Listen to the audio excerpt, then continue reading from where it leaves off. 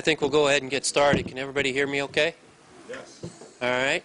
Well, welcome tonight. My name is Dennis Bain, and I'm with DLR Group Architects. And with me tonight is Jason Lemke, who's over there, and he's going to be pushing the buttons as we go through the slides tonight. But we're planning to give a presentation very similar to what the Facilities Committee Task Force gave a few weeks back to the school board. So if you're able to see that, we'll be pretty much doing very similar exercise and presentation tonight. As I mentioned, we're with DLR Group. We were hired 9 months ago to come in and help the school district look at their phase 2, I guess, of their facility master plan. If you all recall, the original referendum for $139 million was to take care of some deferred maintenance, some new windows, some new roofs, some mechanical replacements, and those type of things.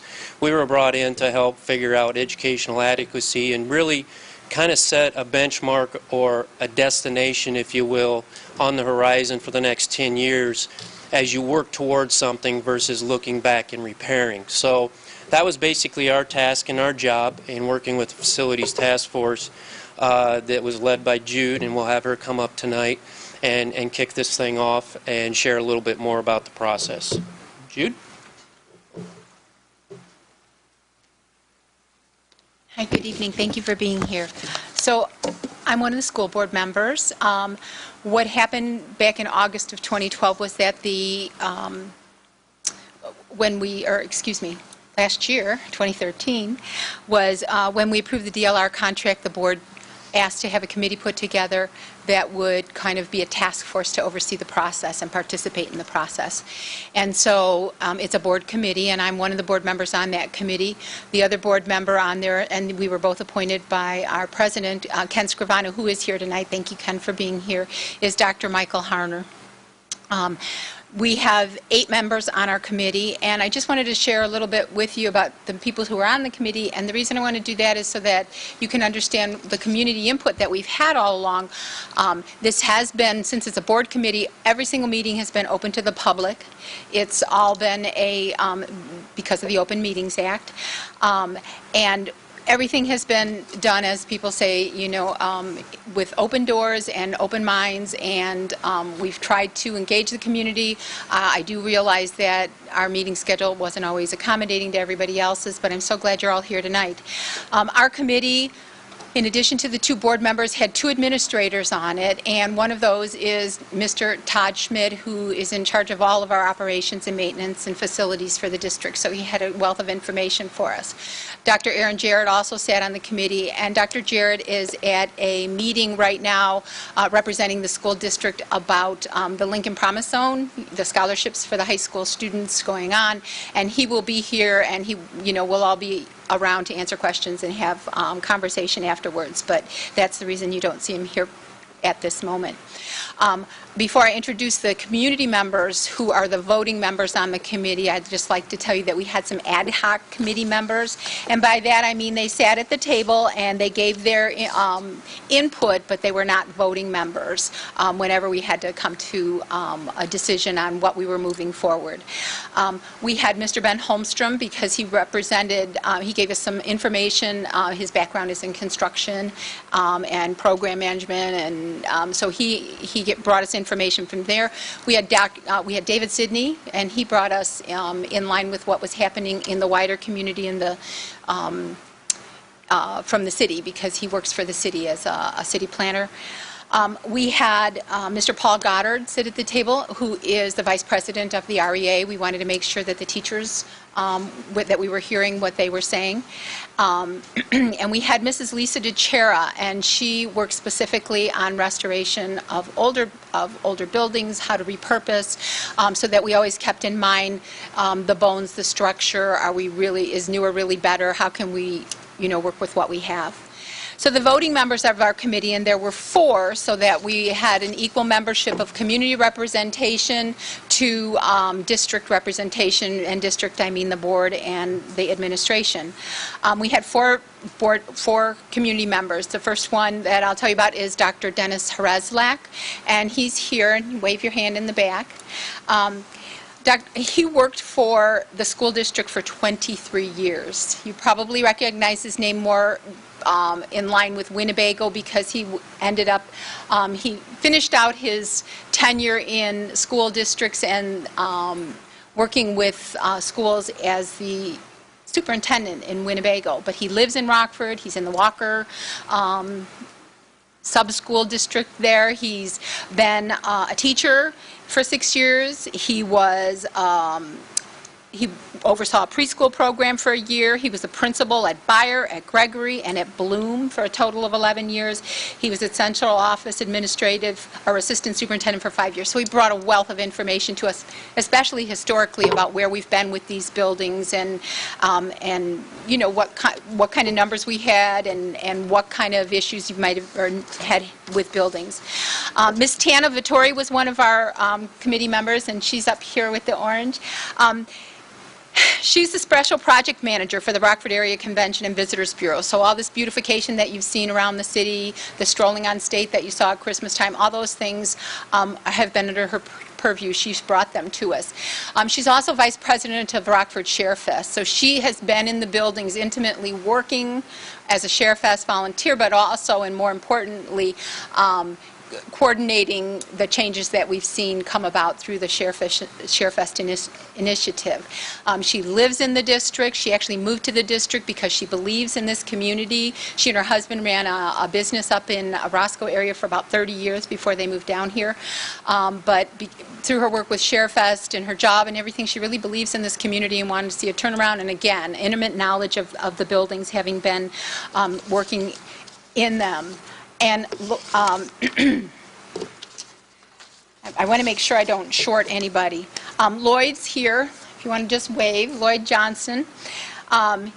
He's lived in Rockford since 2007. He is currently president of the NAACP. And he's a member of the RPS 205 Community Input Committee. He's a member of our RPS 205 Diversity Council.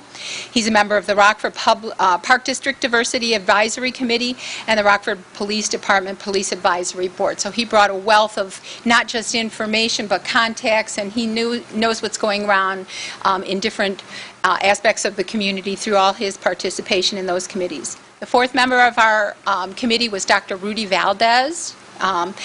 And he's been a resident of Rockford for 25 years. And I don't see him yet, but he called me and he said he's on his way. He works at UTC Hamilton Sunstrand. He's an engineer. He's been there, I'm trying to think how long he's been there. Probably 25 years since he's been in the community that long, but I won't stand on that.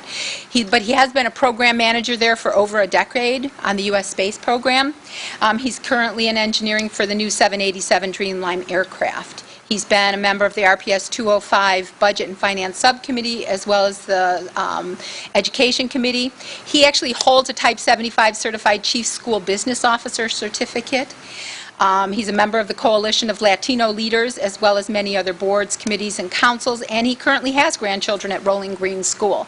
So we had a committee that was really looking out for what we hope was for the best interest of the district. We're going to go through the plan that we voted to move on to the board. Please understand that the board is solely in charge and in control of this plan at this point in time. It's their vote as to what happens. These are the people who stepped up and have spent since last October working, coming to this stage with a plan for the elementary schools, and that's what we're focused on here tonight. The middle and high schools will be at a different time. So I'm going to turn the meeting back over. It's not really a meeting, it's an open community forum opportunity, so I'm going to turn it back over to DLR, and they're going to be the facilitators for the rest of the evening, although hopefully you'll get a chance to hear from each of our community members in areas that they have some things to speak about. So thanks again for being here. Hello and good evening, everyone. As Dennis mentioned, my name is Jason Lemke, and I want to talk a little bit about the process. And in just a second, Lloyd's going to come up and join me and help out with a little bit of the community engagement as we went through. As was already mentioned, we began in October, and we spent the first few months developing a vision of what 21st century learning might look like here in Rockford. You see, there are many definitions of what 21st century learning is, and each is different in each community that we work with. across the country. So we spent time hosting workshops called CoLabs, where we invited parents and teachers and students to come in and participate in what that future might look like. That took place in the first several months. Now, concurrently and then building after that was educational adequacy, as was already mentioned, and efficiency, review of each elementary school. And so we created data dashboards that go along with all the elementary schools, and we'll show an example of what that looks like a little bit later in our presentation. From there, the Facility Task Force Committee began to examine guiding principles. These are basic ideas, if you will, that the values of the plan must uphold in order to be meeting the criteria, if you will. So the guiding principles were brought through in February through April, ultimately to the board, at which they were voted on and approved at the April board meeting, I believe the 22nd board meeting. Lloyd, why don't you come up and help me talk a little bit about community engagement and some of the things that happened along after April.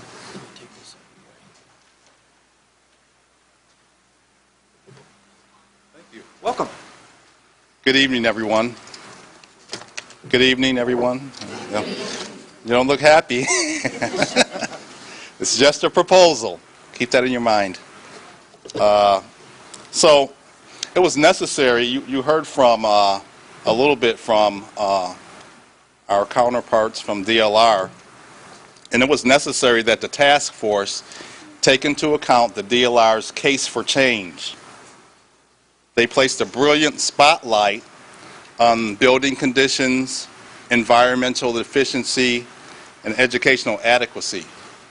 Nevertheless, it was equally important that community representatives on the task force bring the spotlight to the concerns of District 205's community members. There was a consensus among task force members that community engagement and involvement was extremely important to this process. We maintained a focus on the need for transparency and community participation in developing a recommended plan. Several community sessions were conducted throughout the district, generating hundreds of documented participant input. Hopefully you all were there during those sessions and gave your input. It was tremendous. Taking this input into consideration, 3 scenarios were presented. And you all remember those 3 proposals. And to say the least, these proposals generated a tremendous amount of thoughtful, critical, and emotionally charged feedback. The community feedback sessions were extremely instrumental in helping us develop a recommended capital plan that is presented to you today. The larger concentration of community feedback centered on issues involving the impact on the neighborhoods, social capital, and the local economy. Questions were, will the quality of their neighborhoods be enhanced or will they deteriorate? Will relationships and community cohesiveness remain intact or will they disintegrate? And what impact will the proposals or the proposed changes have on the local economy within their communities? Will there be growth or will there be blight? These were very important and critical questions and concerns. These community concerns were carefully taken into consideration as we went through the process of shaping the present recommended capital plan. In the final analysis, we referred to our guiding principles and their goal of improved learning and providing equitable, quality educational opportunities for all children in our district. As we move deeper into the presentation, you will hear more detail from other community members and representatives as they expound on how we arrived at the current proposal. Thank you.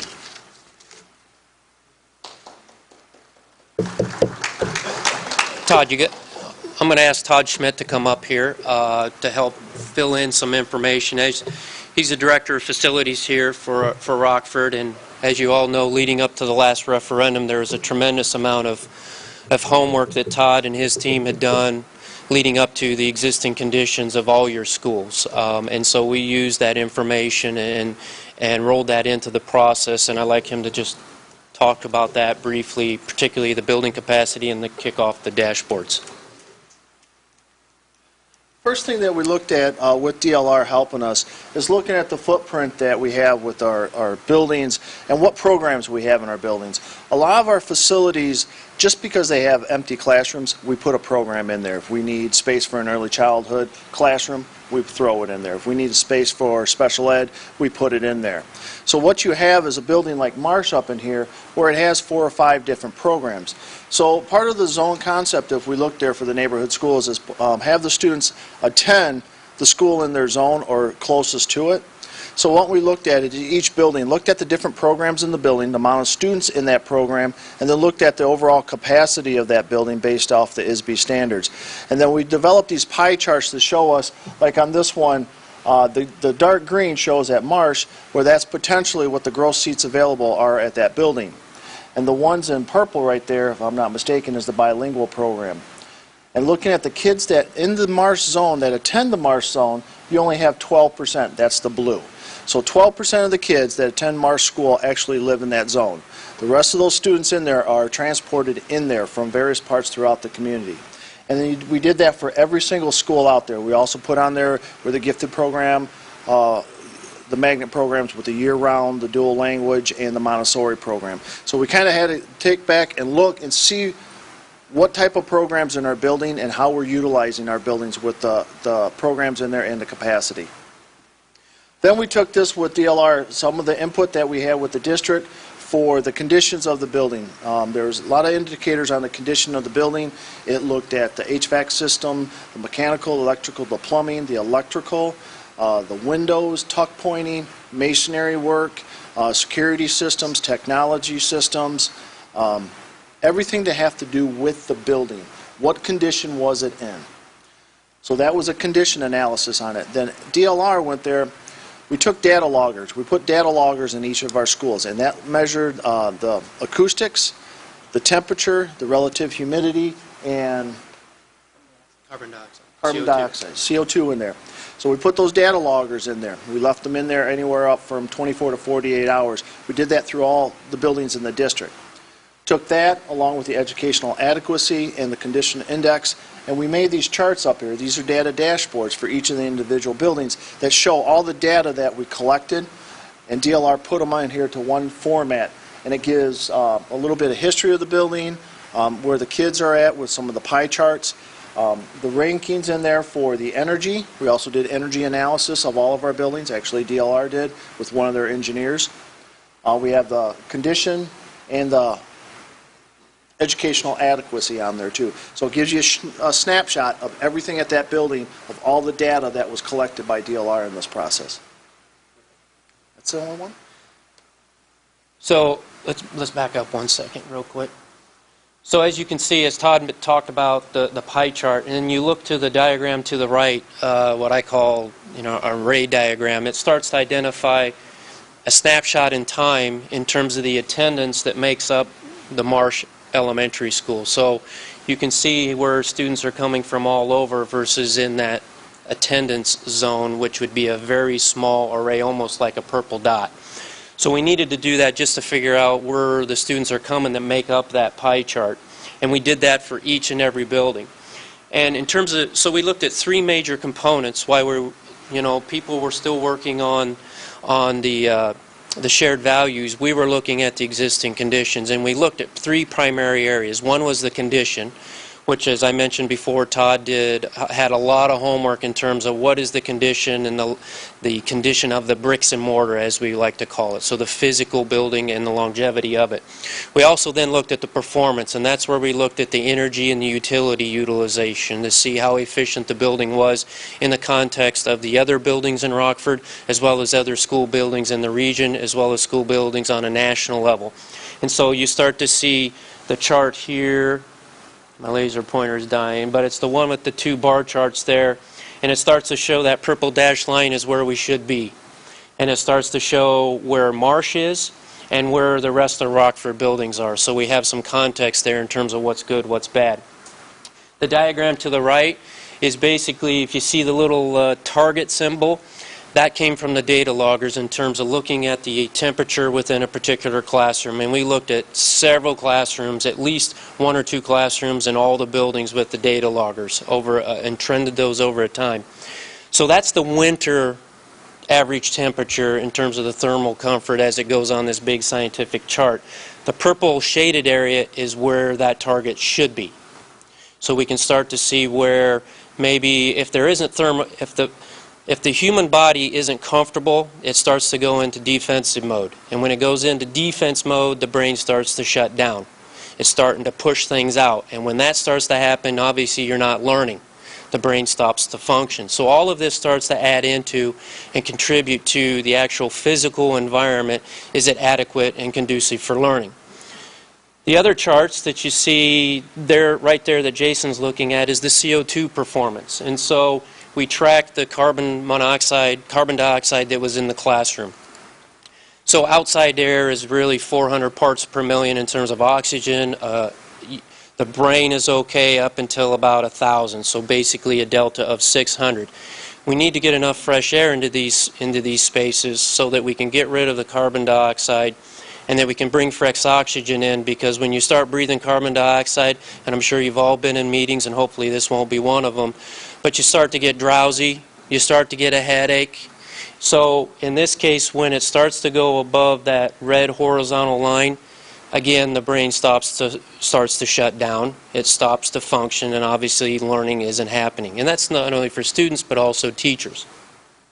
And it's actually twice as impactful to a kindergarten student than it is to a high school student, because they're breathing twice as much. So it'll start to shut down. So there is some science to this. We looked at the acoustics. If it gets over 35 noise coefficient ratio at any octave, again, you start to shut down, you can't hear, you can't focus, and again, it's not conducive to learning. We also then graded, as I mentioned, the condition and the indoor environmental in terms of the longevity and some things like that, and those are those spider diagrams that I call. But the nice, interesting thing is the chart over to the side, and you can start to see some circles that are a little larger. That is how Marsh is scoring in the context of all the other elementary buildings that go around the perimeter. And so when you start to see a number 1 on condition, that means it was in the best shape compared to the other buildings. So what is good? I guess it's in the context of the conditions within your building. And we also scored then the performance. We also scored the educational adequacy in terms of some of the environmental conditions. So really looking at it in comparison. And this is just one of those big circles, if you will, the condition score that's blown up that we put on a map. And so we ranked them from 1 to 35, and you can start to see with the heat scale where you start to get into the, the lesser isn't good. So you can start to see in this case, based on condition, where the building started to score. So the red ones weren't good. So we did this for the conditions and, like I said, the performance as well as the educational adequacy, to develop a map that had 3 circles for every building so we could start to digest all of this information. So once we understood the existing conditions, we then were able to come back to the guiding principles, because we needed to know, as we started looking at discovery and looking at solutions, what we needed to do in the context of what was necessary for Rockford. And so we need somebody, Tanya, to come up and talk to that.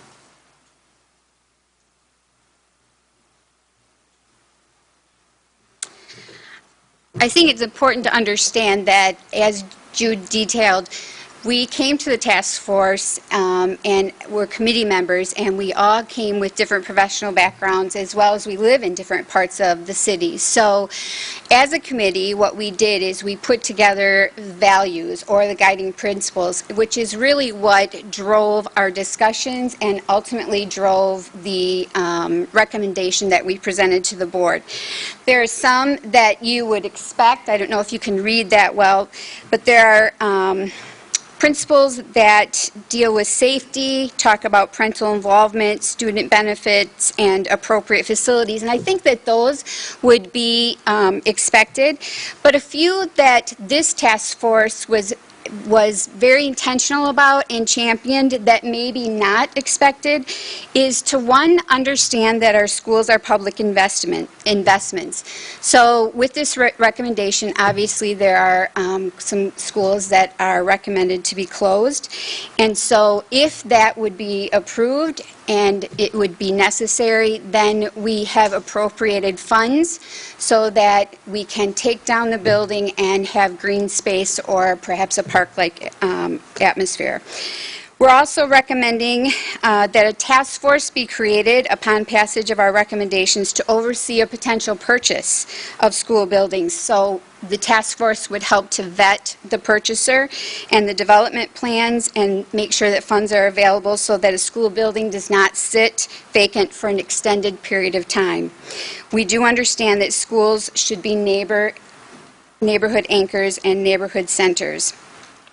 On a high level, we've also been intentional to look at some programming and wherever possible to make sure that we have programs in schools that are closest to where those students live. So while guiding principles can sound like a non-essential, it was very, very important so that we didn't let our personal biases come to the table, but we really kept focused on the principles to develop this recommendation.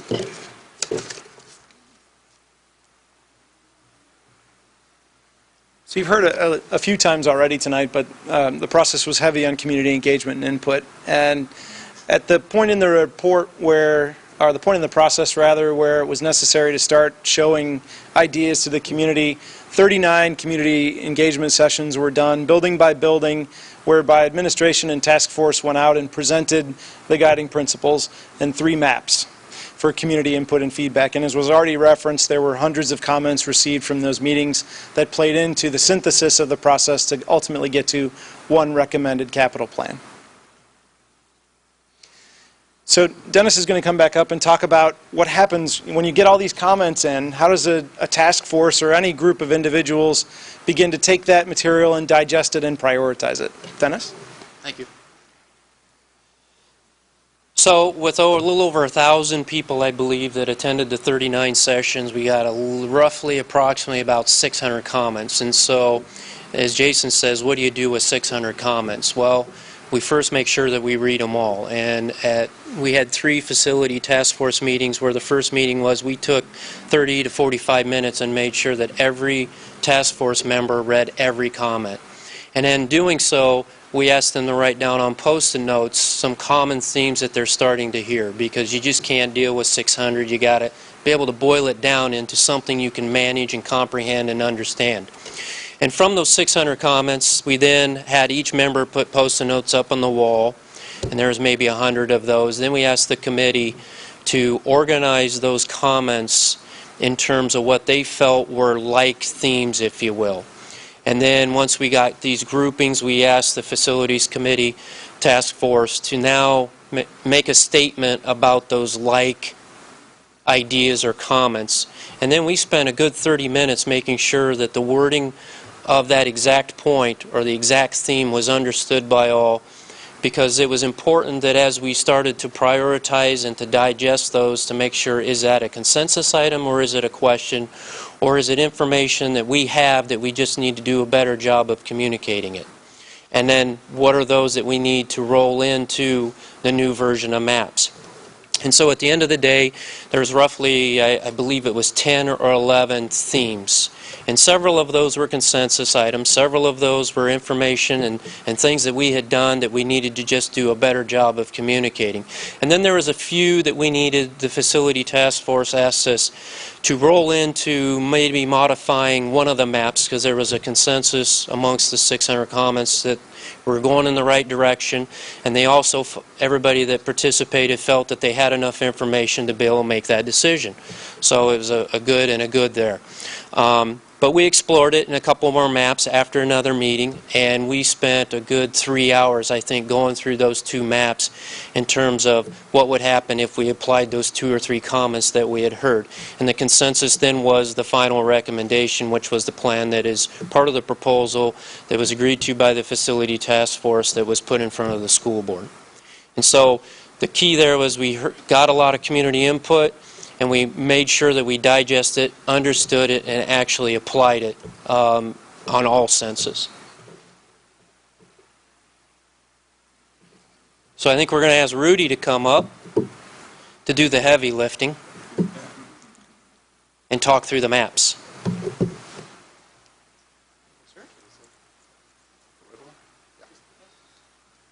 Hello. For those that were paying attention, yes, I am wearing the same shirt I just noticed in the previous slide.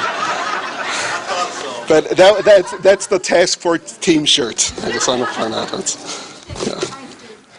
And I was telling Tana the other day, I said, I got to make sure I don't wear it. And I didn't wear it for the school board meeting, but I did wear it today. Anyway, so the next several slides, what we're going to do is, there's a lot of information, so we're going to take it a step at a time so it's less confusing. We're going to be using this legend. I'm going to repeat the legend as we go through each section to make sure that we're still aligned. So the first one, the Early Childhood Center, which is in the lower left, it's orange, and that's Early Childhood Centers. The yellow star are the magnet schools, and that's gifted year-round, dual language Montessori, and that's the yellow star, that's renovations. That's not new construction, that's not additions or anything, that's just renovations. The yellow and green star are for magnet schools, and that's in the upper right, and that is for repurposing or additions and renovations combined when they're doing multiple ones. The yellow circle, once again, yellow is just for renovations, and then the yellow and green circle is additions and renovations. The red circle is closed, demolition or selling, and was mentioned that there's going to be a committee that addresses that, but there is $500,000 that's been set aside to if we can't do anything, if we can't sell it, then it's going to go into green space. And then the green dashed line, which is right there, where is it? I'm pointing there instead of the green dashed line right here, is we're not sure exactly where the new schools are going to be, but we know it's going to be in the zone. So when we see it, it's really in that boundary. Okay. So the strands represent the number of classrooms per grade level. So the legend shows the school size by strand. So one strand is less than 172 students, 2 strands is up to 344, 3 strands up to 516, and 4 strands up to 688. And just to put it in context with schools that we have, Kishwaukee is a 2-strand school, and that has 274 students. Brookview is a 3-strand school, and that has 521 students. And Riverdale is a 4-strand school. It has 608 students. And again, I'll repeat the legend as we go along. Who's got the? Oh, it's okay. Makes it easy. All right. So early childhood centers. And each slide is going to build on it. So we're not going to, in the next slide as an example, we're not going to eliminate the early childhood centers. We're just going to keep on adding. Okay? So early childhood centers, there's, from the top down, there's 4 of them. And what I'm going to do is, for each of these, I'm going to give an example, 2 examples of some of the renovations or some of the changes that are happening or are proposed to happen. But for the first one, I just want to give you a bigger list, because there's a big list with a whole bunch of changes. But just for the sake of time, I'll just do 2 per school. But the first early childhood center is Summerdale, and that's in from the top down, and that's going to have secured entrance, new windows, new blinds, electrical upgrades, abatement, mechanical upgrades, painting, and flooring. Then Fairview, it's once again from the top down, so it's over to roughly in the middle, and that's going to have mechanical upgrades and painting as well as other things.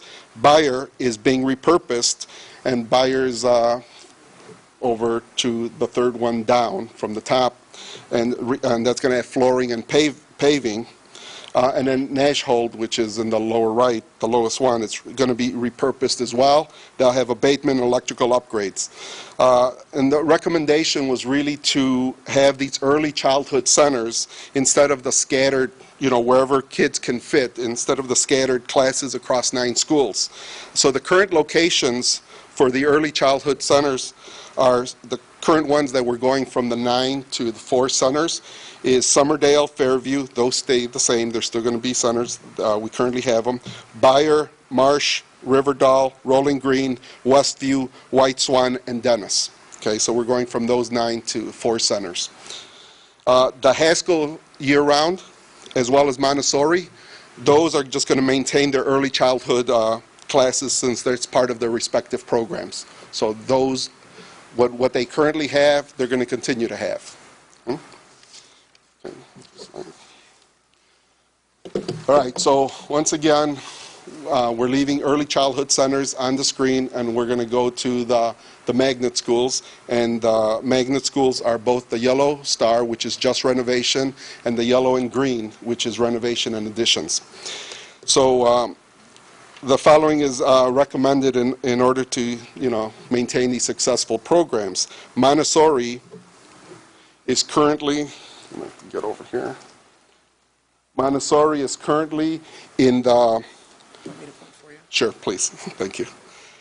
Montessori is currently in the Thurgood Marshall building, grades 4 to 7, and Haight building, which is right next to it, it's pre-K to 3rd grade.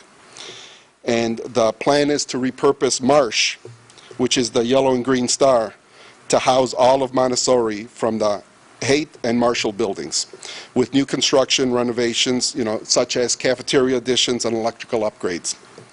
What that does is it frees up the Haight building. The gifted program, which is currently at Washington, grades 1 through 5, and it's in Marshall, grades 6 to 8, they're going to combine. So all the gifted is going to be housed in the Haight and Marshall campus. So the Yellow Star, which is Marshall, there's auditorium renovations and paving. And Yellow and Green Star, which is the Haight building, is gymnasium addition and flooring. Okay? Mm-hmm. All right, so that's early childhood. Magnus, now we're adding the yellow circle, which is the renovations only for the non-early childhood and non-magnet schools. So this is just the remaining elementary schools. So renovations from the top down for the 8 buildings are Conklin. And once again, we're looking at the yellow circles. So from the top down is Conklin, electrical upgrades, flooring. The cafeteria addition is complete. Spring Creek is new windows, abatement, and the cafeteria addition on that one is complete as well. Alice is the 3rd one down, painting and flooring. Then Johnson, mechanical upgrades and paving. That one also has a cafeteria addition that's complete. Washington is going to have auditorium renovations, library renovations. Then Lathrop, new windows, electrical upgrades. The cafeteria addition is complete on that one as well. Rolling Green have abatement and new windows, and the new parking lot is complete. That's where I have 2 grandkids. That's where they go, and it's, believe me, it's really nice to be able to park in that new parking lot to pick up the kids. And then Froberg, painting and flooring. The computer and STEM lab addition is complete, and I know that I work at United Technologies, and we've been helping out in different areas and talking to the teachers at Froberg. They just love that lab. It really, they love it. We're going to be able to do a lot of things in partnering with them. So that is the renovations, the yellow circles. Okay, the additions and renovations, which is the yellow and green circles, it's going to touch 11 buildings. Westview, cafeteria and classroom additions and electrical upgrades. Carlson, cafeteria addition and painting. Welsh, cafeteria and classroom additions and abatement. Brookview, gymnasium addition, new windows. Bloom, cafeteria addition and flooring. McIntosh, cafeteria addition, mechanical upgrades. Lewis Lemon, cafeteria addition and painting. Gregory, cafeteria and classroom additions and paving. Whitehead, cafeteria and classroom additions, electrical upgrades. Swan Hillman, cafeteria and classroom additions and flooring. Riverdale, cafeteria and classroom additions and paving. And just to make a point, there's only 5 schools, of all the schools that we've been talking about, there's only 5 schools that will not have additions. Barber, because it's large and it's relatively new. Ellis, Haskell, Rolling Green, and Washington. Okay, all the other schools will have additions or have had additions completed. Okay, next slide. All right, the red circles was closed, demolished, or or sell, and also yeah, okay, sell. The recommendation by task force is to close 8 buildings and build 2 new schools. And the building recommendations to close are as follows: Walker, Dennis, King, Kishwaukee, Nelson, Thompson, White Swan, and Cherry Valley. I think, can we see the green dash line? Yeah, okay, so the green dash line is also there. It's hard to see, but it's like, for instance, it's in between those 2, Kishwaukee and Nelson, in between there. The new school is going to be in that zone, that area. And then over to the right, between those 3 in that zone, is going to be another school. Now, there's, again, as was mentioned, $500,000 is in the budget for demolition and converting into green space for buildings that cannot be repurposed or sold in a short period of time. And that's key. Short period of time. We don't want schools to become a blight and be there. I mean, that has happened. That was a concern. That was, we heard that loud and clear from the community that, it's one thing you say that it's going to be green space, but when? Well, it's going to be a very short period of time, because the default is it's going to turn into green space unless somebody comes in with, and that's why the committee is going to be formed, unless someone comes in that says, hey, we want to use it for this purpose, and it's credible, it's going to be turned into green space. There's one of the things, because obviously this is the most emotional of all the changes. There's no one factor that drove the recommendation, the inputs from the community, because there's a lot of the community members, from what we heard, really like the new schools to combine them. There's also others that had a different opinion, but they were asking why.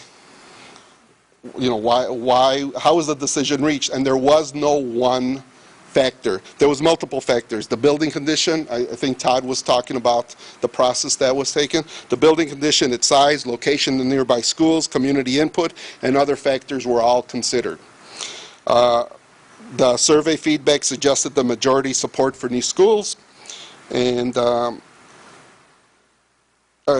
just a few comments regarding some of the buildings. Dennis, as an example, Dennis, which is the early childhood, and there it is. Comments were made on, well, ShareFest just put in renovated, part of Dennis. What happens? Doesn't the left hand know what the right hand's doing? No, ShareFest was was well aware of what was going on. Dennis was previously identified to close, but was temporarily in need of early childhood classrooms until we had this go-forward plan. Until this go-forward plan gets approved, because it's not approved, obviously. ShareFest was well aware of the recommendations to close and help bring it to a level where it can be used for the short term. Okay, so ShareFest, in fact, Tana was, you're the vice president of ShareFest, and so that was brought up during the school board meeting. Kishwaukee and Nelson will close, and a new 4-strain school will be built in the projected zoned area shown in, as we talked about, in between in the green dash line. Thompson, White Swan, and Cherry Valley will close, and a new 4-strain school will be built in the projected zoned area again. And then one thing that we kept on hearing as far as a task force is in public participation, people were coming up that were building, or the recommendation is to build mega schools. all of the schools are within our experience. There's no school that's larger. In fact, the largest school is smaller than the largest school we have. The biggest school we have is Rolling Green. Okay? All of them, and we have a slide on the range. If we have mega school, I mean, if we're proposing mega schools, that means we have mega schools now, which we obviously don't. So it falls within our experience base.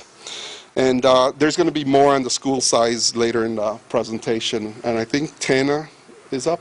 Yep. Okay. I'll just leave this up here. Tana, can you come up and talk a little bit about how the guiding principles are supporting of the plan?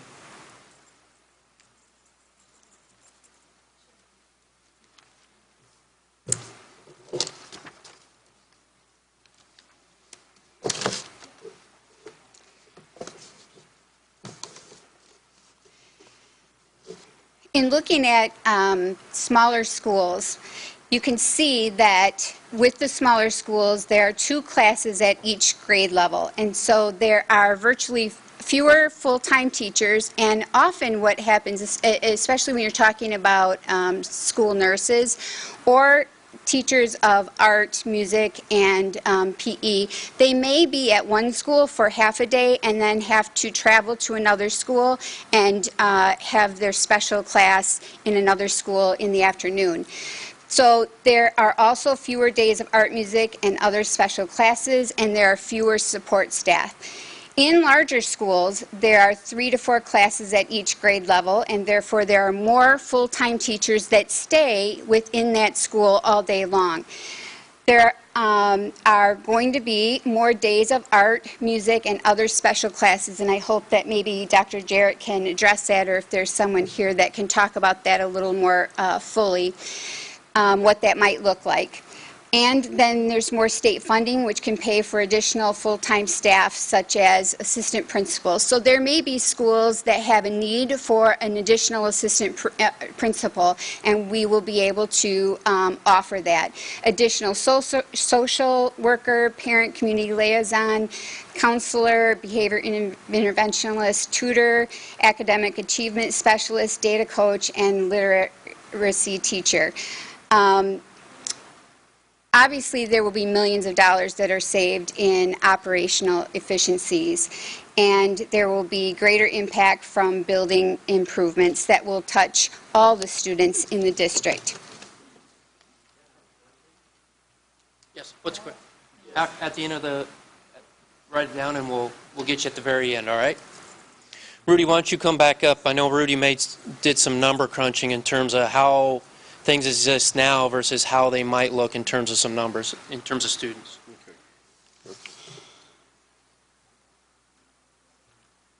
This was still part of the support staff, right? Right. So there we go. Okay, there we go. Okay. So where are we at? First of all, I want to point out that special ed, this is us. This is the number of students per zone, and just want to point out that special ed in the schools is where that doesn't change. It's where it's needed. We're going to have special ed, and bilingual is brought closer to where students live. There was a lot of discussion with the Latino community throughout, a lot of great participation, and a lot of good input. And there was one of the things that came out is there's no reduction in the number of bilingual strains. Okay. From the number of bilingual strains, we have Swan-Hillman, which is 2 strains. Conklin has 1, Gregory has 1, Whitehead has 2, Riverdale has 1, Lathrop has 1, Washington has 1, Ellis has 2, and Barber remains dual language. And can we just go back? So what these numbers is just to give you an idea of the number of students per zone. Now a demographer is going to go ahead and validate those, and once if the board approves it, it's going to go to the next step, and there'll be a lot of validation on the demographics. Okay. All right. So we currently have the existing range in schools right now is 191 students up to 720. And 191 is Cherry Valley, and that can hold, just to once again put it in context, their max is 205 students in that building, and that's packed. So it's 191, and their max is 205. Cherry Valley that's Cherry Valley. Rolling Green has 720, and its capacity is 911. Okay? The proposed is going to change it to 377 to 667. Okay? And the 667, I believe, is, and I could be wrong, because I think it's Rolling Green still, because we're removing the early childhood from that area and putting it in the center. Okay? The median, as you saw from the range actually falls within the current range, but the median, or the mean occupancy per school, goes up from 412 to 507. And once again, for more efficiencies of getting more support staff in there. And I can't overemphasize the fact that we're still within our experience base. There was other comments that came up about that you're increasing class size. We can't increase class size. That's negotiated with the REA on what the maximum class size is. That stays the same. That wasn't a factor. And the schools, once again, are still within what we currently have. Okay? Is there another one? This is, yeah. Okay, so this is just really a summary of the number of strands per school. We're going from 35 buildings to 29 proposed. And where we are right now for the 4-strand, and once again, that's up to the 4-strand, if I could remember my legend here, which I don't have. Oh yeah, the 4-strand is up to 688. We have 3 buildings like that, which actually one of them is over, which is Rolling Green right now, because that's 720. And we have, because it has early childhood, 16 buildings of 3-strand, and 3-strand again is up to 516 students. 2-strand, we have 9 buildings, which is up to 344 students. And then we have the paired schools, the Cherry Valley and White Swan, and then the other one is the Kishwaukee Nelson. And then our early childhoods, we have 3 buildings currently that are just complete early childhood. So the proposed is to go to 8 buildings, the 4-strand buildings, which is again up to 688, and 3-strand is going to stay the same at 16 buildings. 1 2-strand building, which is, I believe, Haskell, right? The year-round. 0 paired schools, so that's the one that's going to be the White Swan, and Cherry Valley, as well as Nelson and Kishwaukee, are going away to have their own school, combined school. And early childhood, we talked about, it's the 4 early childhood centers. Oh, right. Okay. Very good. Thank you. This time I'd like to call Todd Schmidt back up so we can have him explain what this means to his operational budgets with this plan on an ongoing annual basis.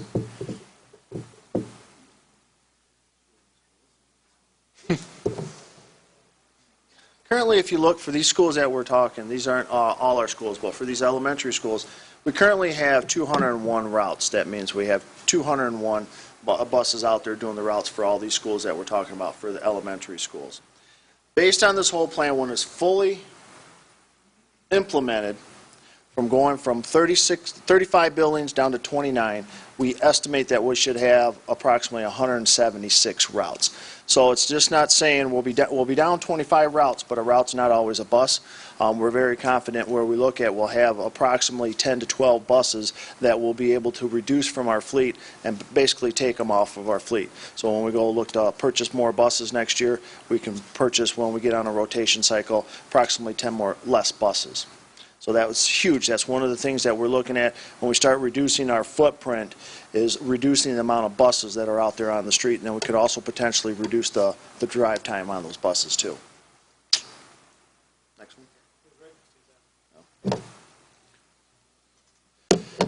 When we looked at our buildings, we looked at our operational savings. Now, this is the savings where we just have, what's our gas, electric, our water, our fire alarm systems, our mowing, our plowing, our custodial costs. Those are some of those costs we looked at.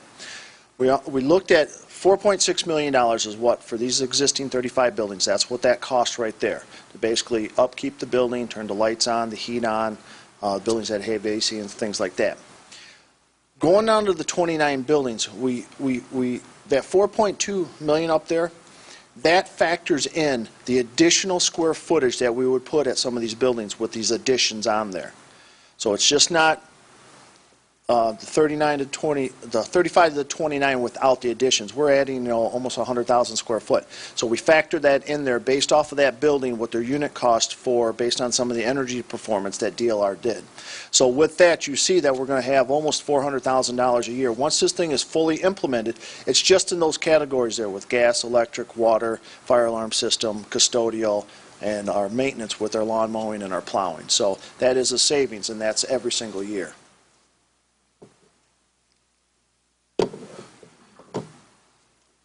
I'll let you go, Mr. Dotson. I'm going to do this for Cedric.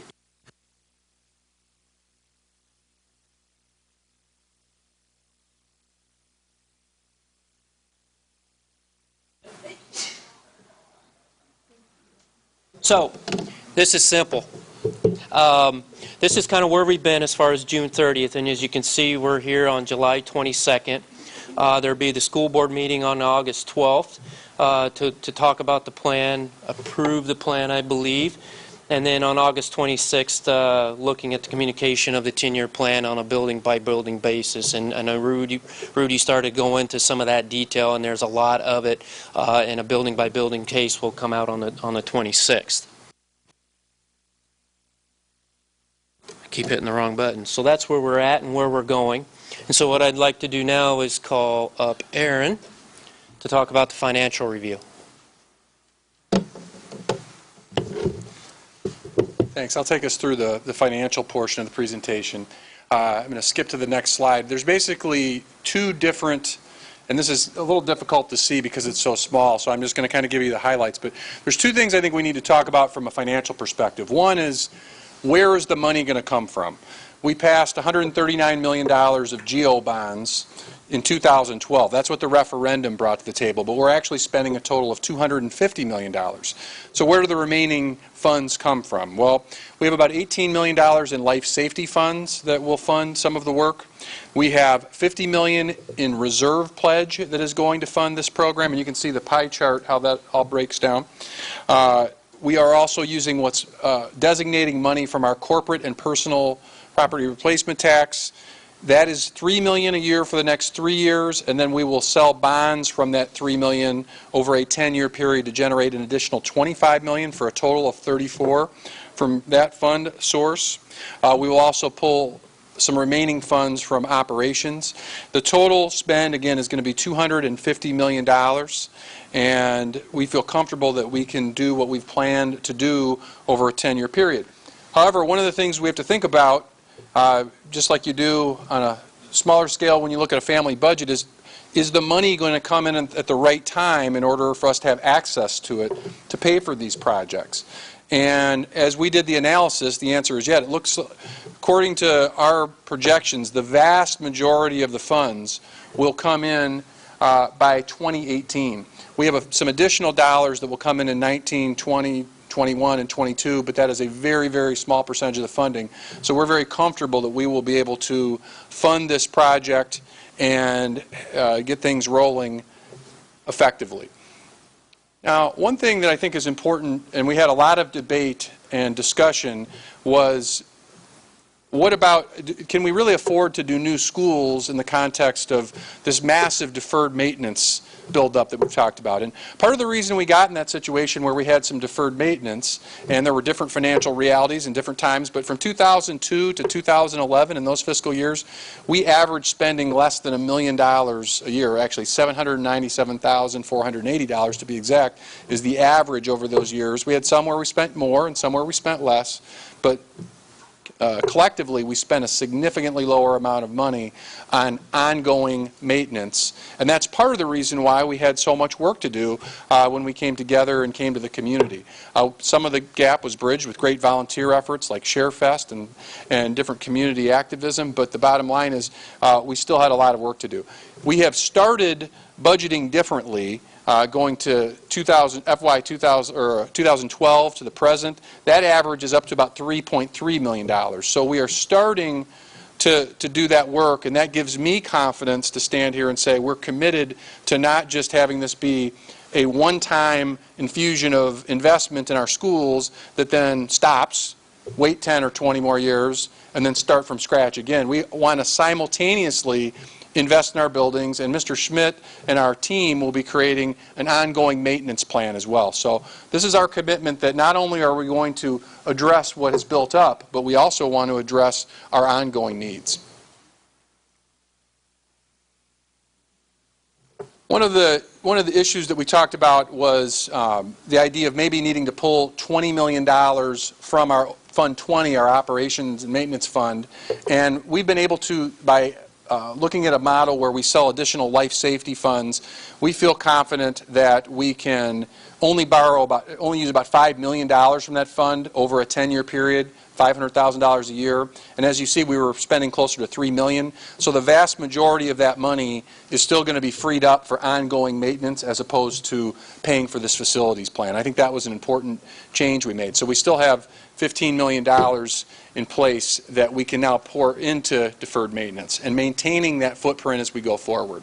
So again, to look at the bigger picture here, when we started this process, we looked at about $151 million of deferred maintenance in all of our buildings, not just our elementary schools.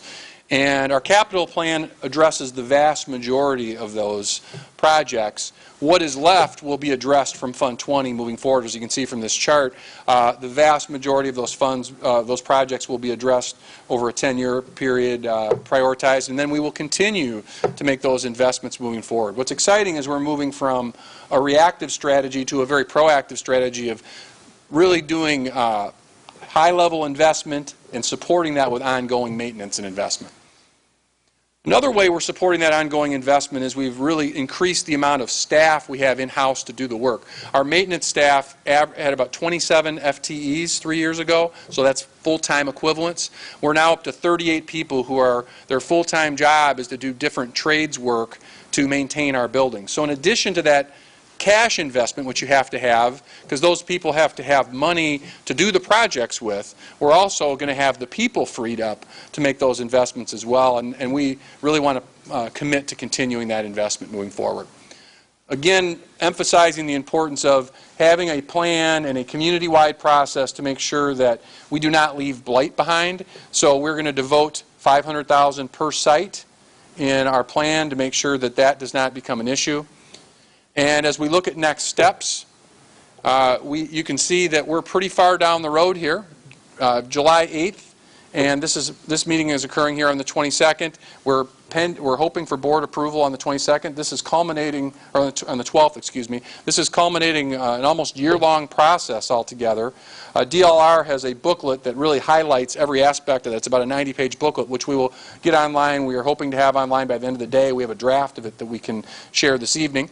And it's important to have that demographer doing the work on the 26th. It's also really important that this 10-year facilities plan goes from a concept to the level of letting an individual student, family, staff member, everybody know, hey, what year is my school going to be impacted by this plan? And we want to get there as quickly as possible. Now, one thing we've been very clear about is nobody is going to be moved from a school during this upcoming 14-15 school year. As we move beyond the 14-15 school year, by the 26th, so when people are coming back to school, we want to make sure that we have a very clear communication strategy to let everybody know when this work is going to occur.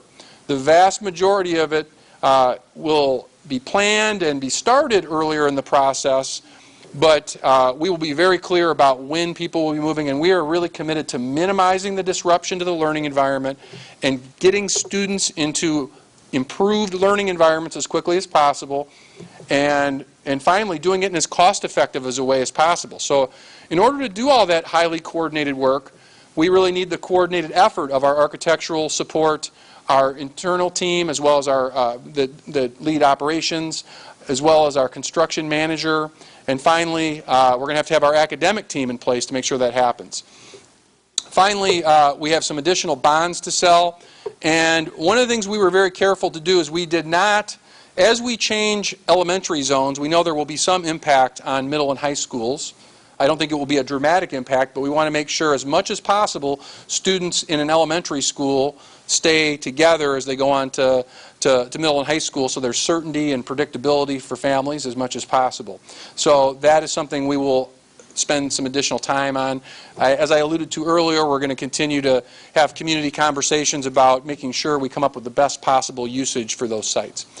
So with that, I will turn it back to our team. And I know we did want to address some Q&A that came up from the board. There were some specific board questions that we wanted to talk about this evening as well. So, Mrs. McCulloch, would this be a good time for us to do that now? Okay. As we look at questions that came up on the 8th, because this whole process has really been all about trying to be responsive, and having 40 community meetings gave us an opportunity to that, but this was the first chance for our board to fully engage in it. And so there were a number of questions that came up at the board meeting. So one thing, and I'm going to just kind of highlight our response. A lot of these are very detailed documents that I'm not going to read to you, but I will kind of articulate what we've done to address some of these concerns. First of all, DLR, our group who's helped lead and facilitate this process, the question was asked about 21st century learning environments, coming up with a modified map that makes sure we do have the financial numbers on the map so that people don't have to look on two different sheets, and a full process booklet. And what we will have for you that encapsulates and covers all of that information is this newly revised 90-page booklet. I believe we have a few copies for people to review this evening. It's in draft form. We will be revising that. We want to have it something online to look at as soon as tomorrow so people can access that from our website. But that really digs into, hey, how did we define and come up with what a 21st century school is and move past that being a buzzword and get into that actually being a reality in individual students and teachers' classrooms.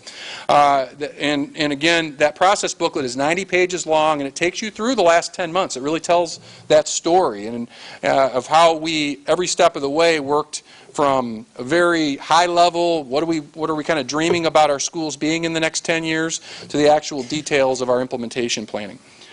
We also had some questions about, give us some follow-up information about, can we really do what we're saying with elementary schools that are primarily 3- and 4-strand elementaries instead of 2-strand? And Tana alluded to that earlier in her presentation. And again, one of the benefits that I think is really, really powerful here that was already mentioned is in our elementary buildings, and we have Mrs. Jacobson, our Assistant Superintendent for Elementary, provides some details, but we feel confident that we will, in addition to having more full-time staff in our buildings, and by full-time I mean instead of an art teacher having to be in 2 buildings, an art teacher will primarily be able to be in 1 building now. Now, what does that give you?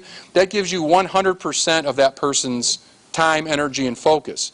When you talk about somebody having to be in 2 buildings, there are 2 different sets of meetings they have to be a part of, 2 different sets of school communities that they need to be a part of. This will really maximize the impact of our specialists in particular. So we think that is a powerful piece.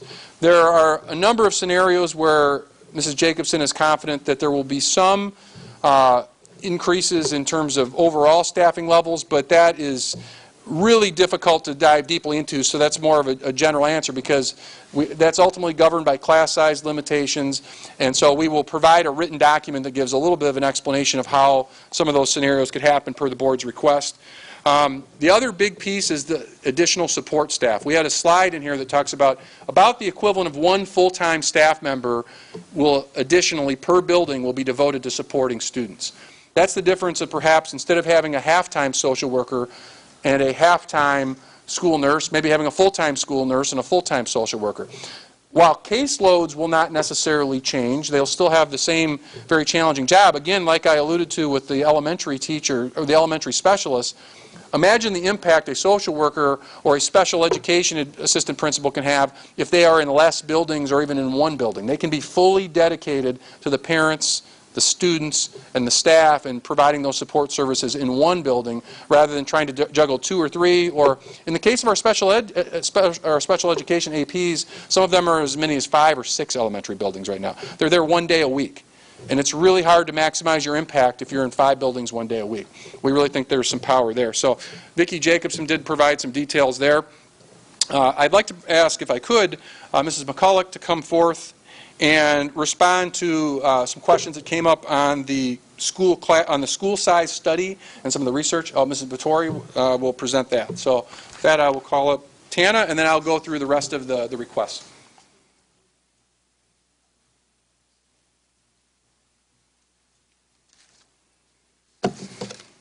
When looking at the impact of school size, what we found is that the data was really inconclusive. And so after looking at this a number of studies and having a lot of discussion about it, we put together a statement, and I'm just going to read it because I don't want there to be any confusion about what studies say or they don't say.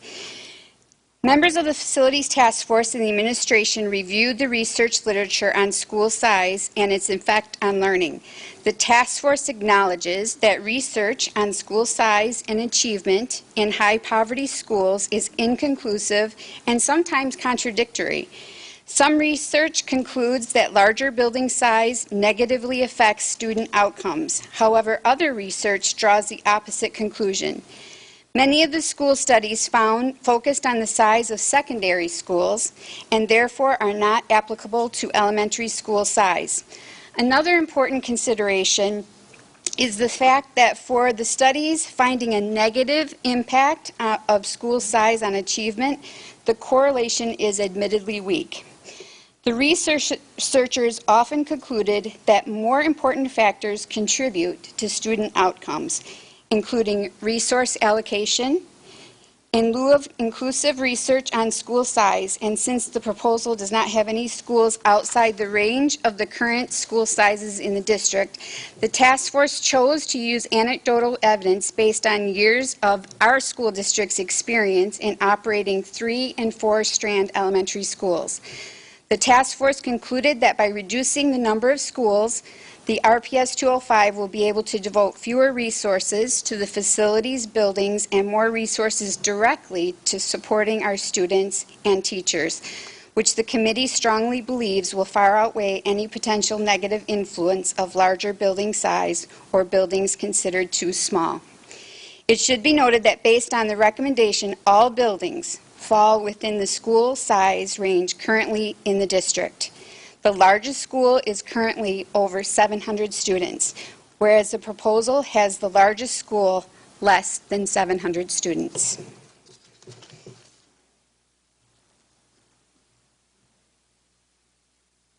Thank you. Other requests were additional information about what goes on inside the classroom. I think DLR's booklet will provide some great things and some next steps. If we do put forth a referendum to build new schools, what the next steps would be and how we would move forward. All of these documents will be posted online, and we can provide some of that information. There was also a number of questions about financial risk. What happens if some really challenging things happen in the economy that go beyond what could happen? And so we have a very detailed chart that Mr. Lewis put together that outlines fund by fund, those different funds that I went through earlier, what the potential risk is in each of those areas, and we feel very good about the recommendation we're making there. And which funds can be used for construction and what type of construction, that will also be covered as well. A couple of things I do want to follow up specifically that were asked. There were some legal questions that came up, and one of those legal questions asked, why do you have to hire a demographer? Why don't we just have kind of our internal people there? What's the value? And the response is the intent behind, and I'm going to read this one, I apologize, but the intent behind hiring an independent demographer is to ensure that a non-biased expert draws the boundaries utilizing non-discriminatory variables. So the bottom line is we want to make sure that there's not a situation where there's any accusation that the boundaries are drawn for political reasons, but rather they're drawn by what's the best way to support students and maximize resources that go to students and in that facet. What happens if the referendum passes to build new schools and the district runs out of money? The answer to that question is the school board will have to go to the voters and ask the voters to pass another referendum. So the bottom line is we are here very, very confident that we can bring forth, if we're going to do new schools, $250 million. We've outlined all existing fund sources. We feel very, very confident that this 10-year plan is paid for, is funded, uses reliable funding sources, and I wouldn't be standing up here if I didn't feel very confident that we could execute this plan and deliver on all aspects of it moving forward. So there was a question regarding pre-kindergarten transportation estimates, and I believe we have Greg Wilson in the crowd, do we not? Greg, do you want to just kind of come in and address transportation briefly? Yes. Greg is our Executive Director of Transportation for the district. In regards to the early childhood, we currently bus students and we make the maximum ride 1 hour. What we experience with our current plan is we only have limited classrooms in scattered schools. So I'm going to use the Northwest Quadrant. We have classes at Carlson, but once they fill up, we have to bus the children to other locations. With a center, we'll have more students at one location, thus the density, the number of students will be higher, and the actual ride time should go down. So the new plan for transportation for early childhood is a plus for that scenario. Some other additional operational documents that will be posted immediately. There's a lot of discussion about, well, what happened, what's the difference between the 2012 plan and what we're proposing now here in 2014. We break that down building by building in terms of what the spend is, and that document will be available. One thing you'll see is we were investing $211 million in 2012. Now we are committing just under $250 million, and with that, a lot of that investment is going into elementary schools. And I think you will see that in investing additional dollars into slightly fewer schools, this is really going to maximize our impact and we believe better serve students. And so all of that detail will be there for you to study, and you can school by school look at what was available in 2012 versus 2014. And I think those are very favorable comparisons. From the communications perspective, documents that were requested, documents that were presented tonight will all be posted on our website. The DLR booklet will be posted on the website, which is a 90-page document, again, really breaking this down into greater detail. There was a specific request for, hey, can we look at all 1,000 public comments? Yes, we will have a PDF of that available for folks that want to review what the comments were in those community meetings. Those will absolutely be available to you. We will have this an opportunity to rewatch this movie for anyone who was unable to attend, or the video of this, excuse me, not movie, and not a very compelling movie. And also we have the original board presentation that people can access as well. We will consolidate all of the Q&A that has come forward, and that will be posted up on our website as well. And again, we will try to run this in a loop as much as possible on Channel 20 for folks that have not had the opportunity to be here. So with that, I wanted to give a quick overview of some of that response and to the Q&A that came up on the 8th. I'm going to turn it back to our partners from DLR. One of the vital members for the Facility Task Force Committee was Dennis. Dennis, you mind raising your hand?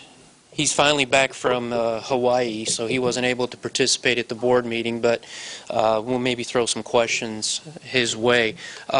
At that time, we'll take questions from the community, and we'll see if we can either answer them tonight or try and get back to you. Earl, would you like to facilitate this portion?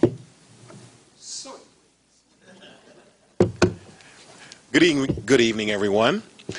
Thank you all again for being here. We really appreciate you taking the time to be here. Obviously, we want to hear from you, but we would like to just lay a few ground rules. We would just simply ask that your questions be related to the process, related to how decisions were made. If you come to the podium, you can come on up to the podium. We will attempt to answer your question, but if you try to keep it to one question, if you have another question, go ahead and ask it while you're up here. But I would like to emphasize that the task force recommendation is now in the hands of the Rockford Public School Board, who will make a final decision on August 12th. So if you have additional questions or additional input, I would just simply ask that you please contact your school board member, because they are the ones who will make the final decisions. And so with that, if someone would like to raise their hand and ask a question, I'd be happy to come on up to the mic. Come on up. Good evening. All yours. Oh, sorry. Sarah Thurber Fiorenza. I have students at Thompson who will be in 5th grade this year, so no, they're not directly affected by this. I just wondered, can we know, we can read all 1,000 comments or 600 comments, can we know what the 10 to 11 themes were? I know they're divided into categories, but is there a list of those anywhere that we could see what those were? It's in the book. It's definitely in the book.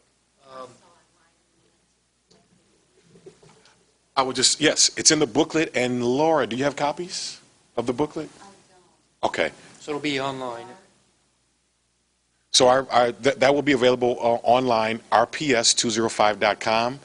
We will make that available, to answer your question, that will be available in the booklet. Yes, Jude, come on up. So it's in the it's in the refine and define portion. So that's where all the 600 and some comments were digested, as well as then there's a simple list that the committee had put together. It's also in the meeting minutes from the Facility Task Force meeting, I believe, from June 8th.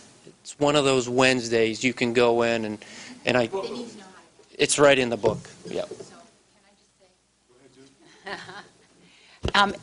In the beginning, I spoke about the fact that all our meetings were open meetings, but they all have minutes, and those themes are outlined in the minutes as well.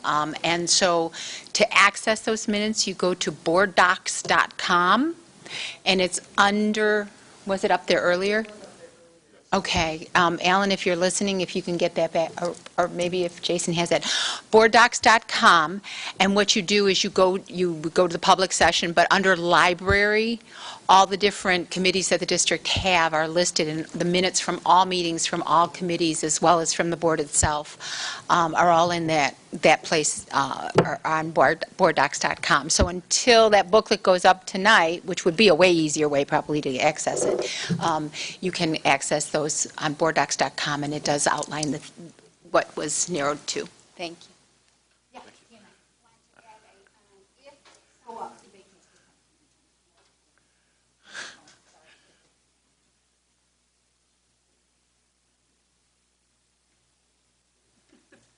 So simple, so small.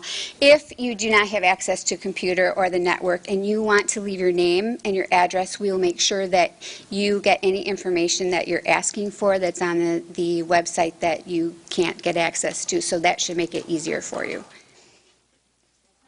Other questions? What? Questions? Anyone? Come on up.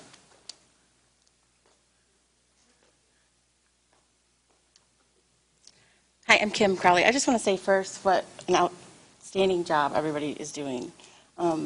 It's refreshing as a parent in the school district, having gone through some of this stuff in the past, and I feel hope.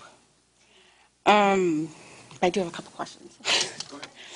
The electrical that you were talking about in the schools that you guys are going to be doing, for the schools that do not have air, you were talking about on one of those charts about how the brain functions differently at the different levels, and you showed, I think it was Marsh, that.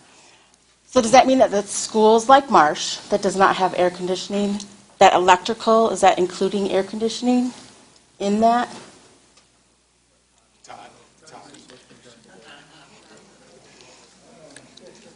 And I, one more question. I didn't know you were going to ask that. You should have known. In the plan, with any new additions or remodeling, anything we put on includes the air conditioning in there. When we look at it for the mechanical, electrical, and plumbing, is when we're tying everything in there, we have only X amount of funds in there. Everything will be prepped for anything. Our end game is to have every single room in the district air conditioned. So as we work through this process, we have X amount of money in there. We're engineering it. At the minimum, it will be prepped for air conditioning in there, and then what we have is alternates on those bids. So if the bids come in under where we're at, and we can accept that alternate and still have the same amount of funding, and then air condition those classrooms, then that's what we're going to do. But at a minimum, they're already prepped, where we're putting the electrical and the electrical capacity in the building and the coils in those univents or in those air handling units. So at future, we can just add the condensing units and then put it in there. We're also doing the temperature control. So that's where we're looking at with this whole plan. Will that make a difference of what school, like Montessori going to Marsh, they have air already, Mm-hmm. and then they're going to be going to a school that doesn't have air except in the new addition part, correct? Well, yeah. Yep. Just wondering the level of... And that's how we'll look at it when we put their... activity level. When we look at that new addition, the new addition out there, I think we had 8 to 10 classrooms, and we've added more for that addition at Marsh. That will have air conditioning right built into it as we design it, because it's easier to do it when you design it Sure. from scratch. What we'll also do is we'll do some of the other work at the Marsh that we have allocated for that building, and if we can gain the economies of scale of sending out as one bid packages, and we'll have alternate bids on there, that we could potentially work that into some of the rest of the building. So that's just on how we schedule everything, working with architects, engineers, and project manager to work on these bid packages. Okay. And then the other question was just that last, and I don't know the word, the mammograph, what was the guy who? Okay, whatever. Is he the same gentleman that we had before that worked with you? It's a different one? Yes. So it will be, I mean, Yes. completely. Okay, thank you. Other questions? Yes, ma'am. Come on up.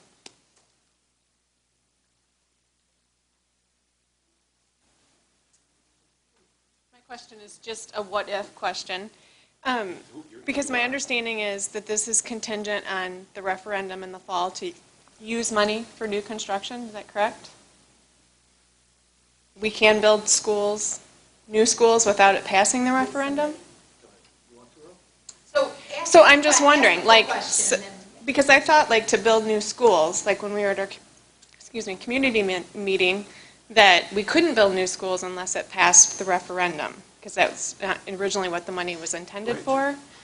So I'm just wondering, like, what happens if it doesn't pass the referendum? And the task force has made a recommendation on this. The plan, if the board passes the plan passes with the closures. I mean, it doesn't change the closures or the renovations or the additions. The money's already been identified for all that. The referendum, you are correct, is specific to building new schools. And you can't... when we built our last round of schools during the DSEG lawsuit where we did Ellis and Barber and all those, we didn't run a referendum to build those schools.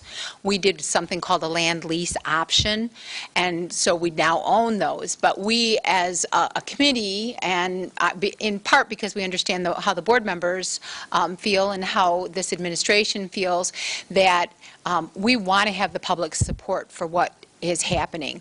So if the referendum does not pass, there's various options that the board can have. They can, run another referendum. They can do additions instead of building new schools. But what the committee has suggested and came to consensus on is to recommend to the board that they survey the community to find out why they didn't support the referendum, and they meaning the board, can make a decision how they want to proceed from there. But it doesn't change the rest of the plan. It's not like if the referendum fails, we're going to keep our schools open if the board has already voted to close those schools. It would only affect the 2 new buildings and how the board decides to proceed with those 2 buildings. Does that answer the question? Because I want to make sure that I'm...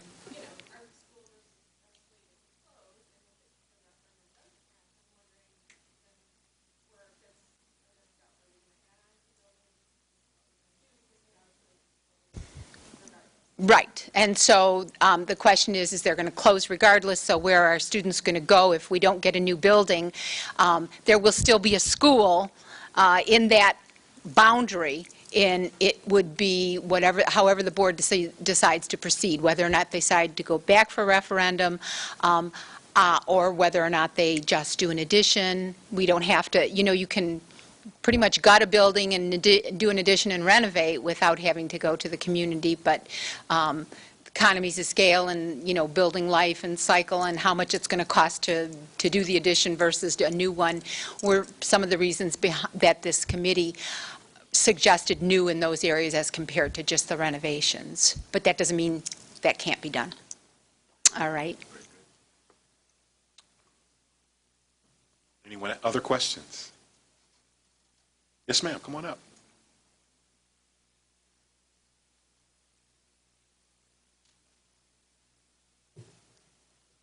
My name is Linda Law, and I have some grandkids that are currently, well, one's at Nelson and one will be going into Lincoln.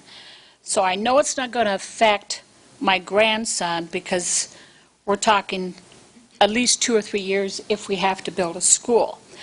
But my two questions would be, one, if we do have to purchase land to build 2 new schools, are they looking at possibly increasing the purchase, say, in the Cherry Valley White Swan area for maybe a proposed middle school or 5th high school?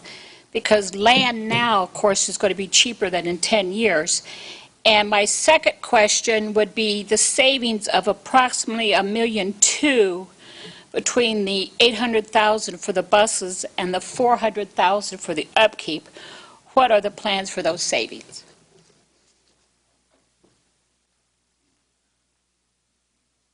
With the savings we have in there with our operations and maintenance fund, we'll take that money and turn it back into our capital program and our deferred maintenance, and starting to build the systems where we're more proactive in handling all this maintenance so we don't have the deferred maintenance anymore. So that's the goal, to take those savings in the operational side. With the transportation sides, with that, you never know what's going to happen with the state funding in there. That'll be still right there in the transportation fund. A lot of things are dependent on there of how the state's going to give us money back. So we're going to reduce our costs as much as possible and hope for the best and hope the state still funds us for that. With your other questions in there, we'll look at the land acquisition. We have potentially some sites out there. We don't know yet. Once we go through this, we'll look at the site selection. Currently, the district has a couple parcels of land out there in that vicinity, 2 20-acre parcels over there on the northeast side. And then there's some other partners that we have with the county and with, the other one, We got one up there, southeast, sorry. White Swan Cherry Valley, yes, we have 20 acres down there of empty land, and we're looking at potentially partnering with, if it comes up there, with some of the park district, the county, the city, or anybody who wants to potentially give us some land or something if we're out there. I mean, that's great. So we haven't really identified where it's at, but no, I'm not. Yeah, that's the next part of the question. I guess part of it is if you're going to have to purchase land,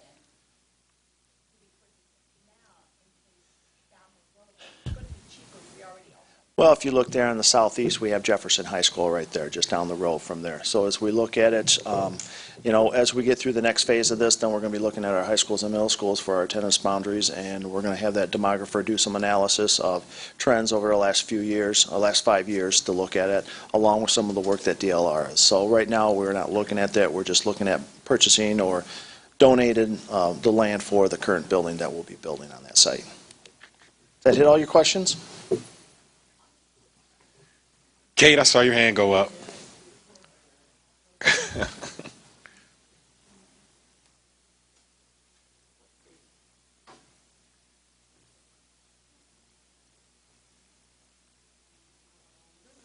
Obviously, the era of the administration of construction. I don't think we've ever seen anything like this before. Not saying it's bad, just saying it is what it is, right? And Jude, you got your gifted program. Congratulations. No, that's not negative either. Yes, I have a statement and then a question. Okay, my statement is Martha Hayes once said, "Teach a child how to read, and the rest will follow." And I really believe that. And so my question is, some of this $250,000, we know the referendum was $130 million, right? $250 million, I'm sorry. The Okay, I understand that came from the referendum. But, and I understand life, what I know of life, what's it called, services? Life safety, excuse me. That's construction, I know that. But could some of the other money go towards teaching children from kindergarten to third grade so we don't lose them by fourth, fifth, and on up? So they have to take remedial classes at Rock Valley or wherever. So they are recruited by colleges for athletics, because they're just as good as Boylan kids, but they can't get higher than an ACT 18 because they can't read as well, they can't do English as well, and that's 50% of the ACT test. My question is, can't we spend some of this money on guaranteeing that children by third grade and fourth grade can read at grade level, comprehend at grade level, enjoy reading, so it's not feel like a punishment? And so teachers don't have to adapt to the fact that they can't read, and so then teach children verbally. And that's what's happened with the kids that I've followed for 20 years. They're smart kids, but they learn verbally because they can't read. That's my question. Thank you. Can you use some of this money for that? Go ahead, Dr. Jerry. Go ahead, Dr. Jerry. Thank you, Kate. Thank you. Thanks, Kate. I appreciate the question. And, you know, I think one of the things that comes to mind immediately is that there's a quote talking about the genius of the and the tyranny of the or. And I don't think we have to limit our thinking to, we either can invest in early literacy efforts, or we can invest in buildings and learning environments that are high quality. I truly believe that we have a long way to go on both fronts. I think that's an important challenge for us to take on. I think it's absolutely essential that we have a major focus on early literacy. We've made some significant investments over the last 3 years to expand our access to early childhood programs. And I really commend your passion about the importance of early literacy. And I really believe over time, as we continue to improve as a community and as a system, I don't see why we should have to make that choice. I think our families and our community deserve a solid investment in both. So the specifics of your question, yes, some of those funds could be invested in different ways in terms of the reserve funds would be one fund that could be invested differently, and CPPRT as well. But I think we absolutely have the ability, with good governance and leadership from our board, support from our community, to take this challenge on together and to do both. And I think that's what our intent is going to be, and that's what's going to drive us, is that we absolutely need to make both sets of investments. So thank you for bringing that to our attention, because we absolutely do not want to forget why we exist, which is to make sure our students leave us and they are ready for college and or career or whatever they want to do with their lives. We want to lay that foundation, and certainly a big part of that is early literacy. So thank you. Yes, sir. Come on up. And then, ma'am, if you want to, you're next. Okay.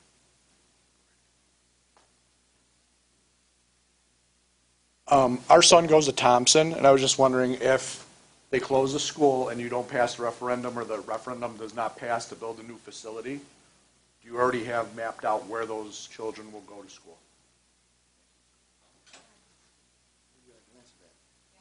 Ms. McCullough kind of answered that before. If it goes up there and we don't have the referendum, doesn't pass for the new school, then we'll have to go back to the board, and the board will have to make the determination of what's the next step. If they want to sit there and they want to consolidate that building into another building or put an addition on that building. So that would be the next step of the process. Right now we have it in there is to consolidate White Swan, Cherry Valley, and Thompson into a brand new school. So that's is forward in front of the board right now. If the board approves that plan and then it moves off to the referendum, and then say the referendum does not pass, then it would have to go back to the board, and the board would have to make what they want to do with those schools. They will stay in there. We will not move them, because what we'll do is if we build a new school, we'll wait till that new school is totally completed, and then that next school year is when we move the kids in there. Come on up. Yes, ma'am.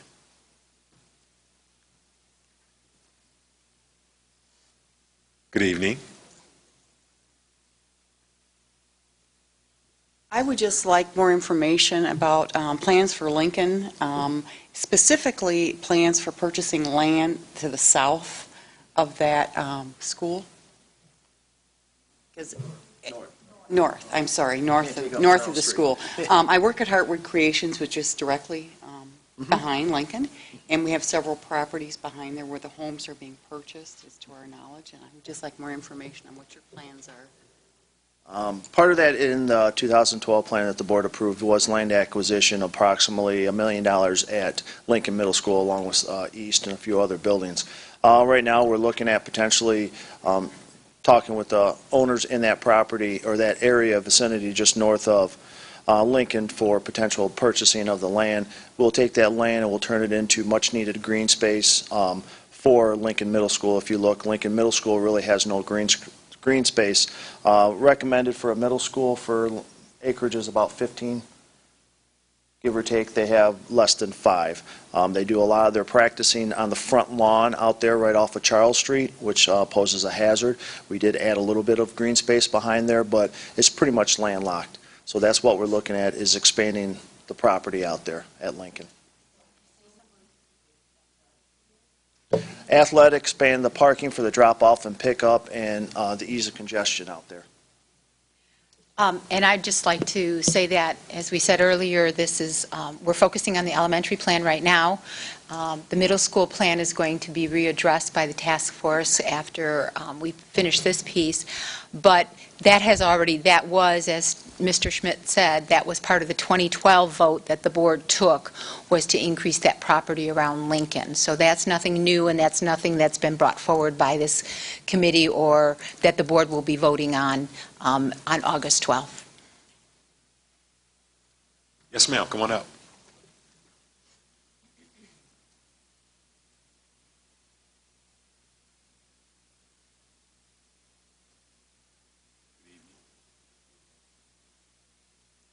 My name is Linda. I attended one of the input meetings, and my question is, there were 3 plans at that meeting, A, B, and C, and tonight is being proposed a Plan D. What changed? Why is it that schools that were slated to close in the other plans are now open, and there are schools that was open, now they're being closed? And I heard talk of demographics at the input meeting that I was at, so I'm really curious to know why it changed, if all of that was looked at during those meetings, but it changed for this plan.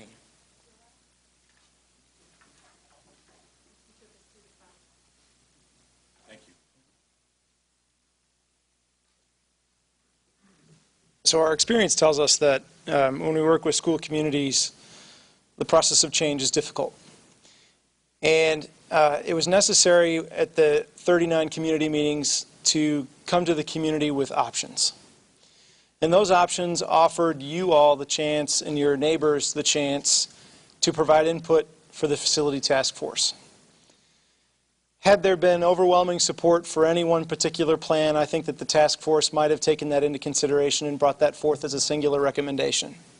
But instead what we found is that the multitude of comments that were received under the 10 or 11 themes, and I don't know exactly how many there were off the top of my head,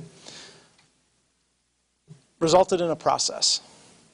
And that process, as we overviewed tonight, and again will be available online in the booklet, we'll go through and talk about how the task force, over a period of several meetings, I believe 3, analyzed those comments, prioritized, looked for consensus items, as Dennis explained earlier, and tried to make a map that met the best intention of everyone's needs, right? So I can say that when we presented those 3 plans, we didn't have the foresight to know that any one of them would not have been successful. That the facility task force by that time had invested months of effort in understanding what the opportunities were through the lens of the guiding principles. And so through your comments, through the community feedback, and then a process of refinement and synthesis, came to a single map. And that was the recommendation. So were there changes? Yes, there were. Were those changes made without regard for what was said? Absolutely not. In fact, they were made because of what was said at the community meetings. Is that helpful?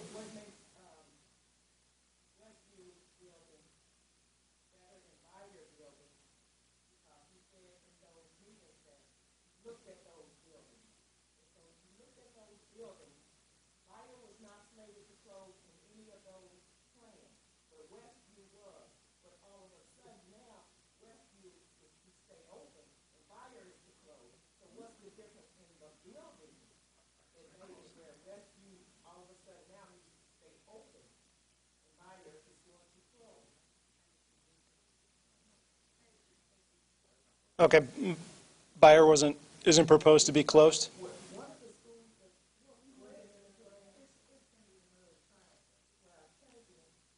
Right, changing it to an early childhood center. Right, the Lathrop became the neighborhood school, if I'm remembering the map correctly.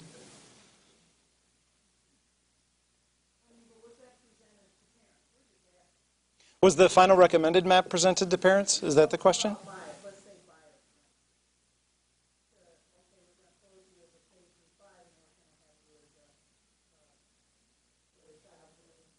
So that in order to get to a recommendation, that's when the 39 meetings happened prior to the recommendation.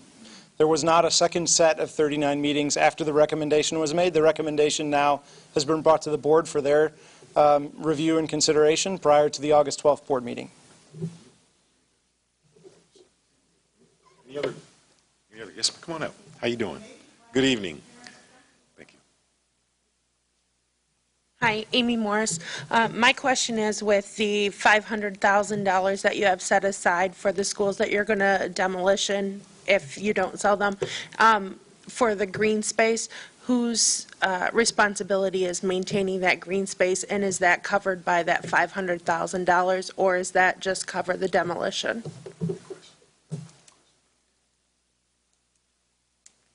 Maintaining that green space will be through the district that we'll have. We have several properties that we have green space where we mow once or twice a month. So we have the $500,000, which potentially demo the building, turn it into green space, and then the district would have that property unless we can work with some of our partnering organizations like the city, the county, or the park district to turn it in maybe a neighborhood market or another playground that the park district would maintain.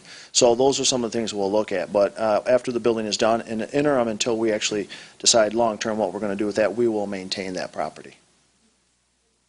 Like the playground equipment that's at Walker right now, would you, if it comes to that, would the building be demolished and the playground equipment be there, or would that be moved to another school in the district? The thing is, with any elementary school like Walker, if you remove the building, would the playground stay there? We would take that playground out and move it to some other school. So we would just basically, it would just be a green space out there because we're not in the business to have a park out there. We have playgrounds in there because it's part of the schools. So if we take the building away, we would take the park away. We would take everything out there, pretty much it would be green space.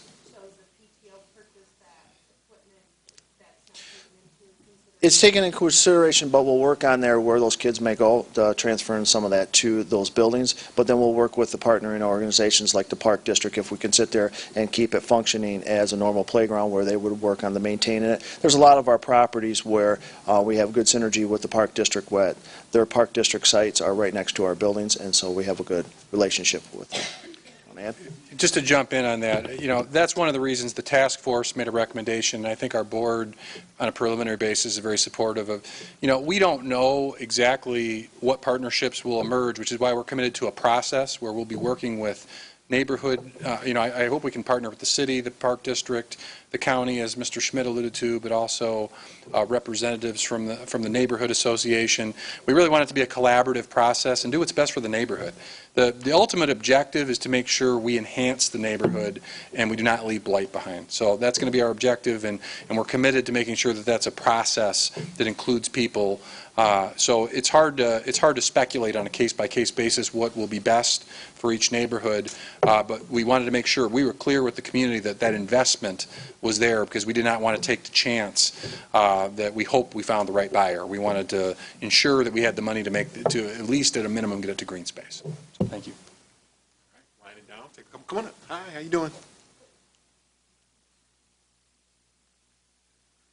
Good evening.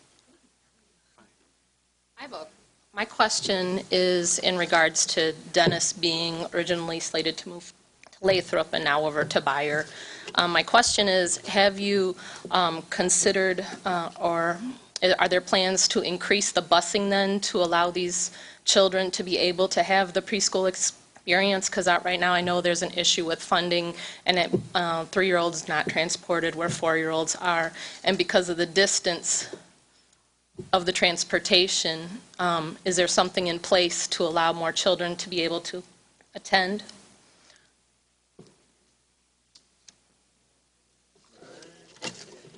Todd, Greg, Dr. Jerry, all right. Step right up. No, I think what we will continue to do is look at how we can best achieve supporting students. You know, earlier we talked about the importance of early literacy. You know, one of our readiness rocks is, you know, early childhood for all, and we're not there yet, but we really believe in the value of that. So in order to get to that objective, we know part of that is making sure it's convenient for families and of course the students to be part of those preschool communities. We think that having the quadrant-based center will make it actually more economical as a whole to get students there, because we will have those buildings that are fairly centrally located, although some people may have to travel a little bit farther. Remember, there's a pretty significant overall transportation savings. The board would have to decide potentially if one of the things they would want to invest some of those transportation savings in, it would be a possibility to look at increasing that investment. I can't commit that to the board, but I think all things have to be on the table once we're living in this plan in terms of maximizing the number of students that can take advantage of early childhood within the confines of a budget. We have to remember that, unfortunately, the state of Illinois does not fund early childhood to the level we would like it to at this point. So, but I think those are all going to be options that the board and the administration will consider on an ongoing basis to make sure we maximize the number of students that can take advantage of that early childhood so we can have the kind of literacy outcomes that Michelle was referring to. Thank you.